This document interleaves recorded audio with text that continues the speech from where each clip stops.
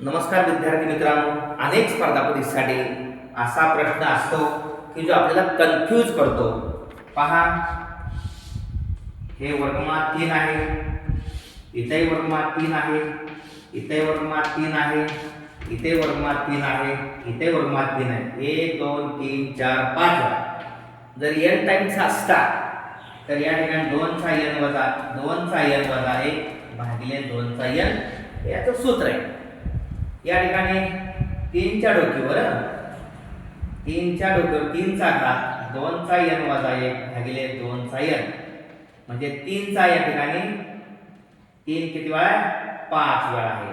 2 चा 5वा वजा 1 छेद 2 चा 5वा म्हणजे 3 चा 2 चा 5वा म्हणजे 32।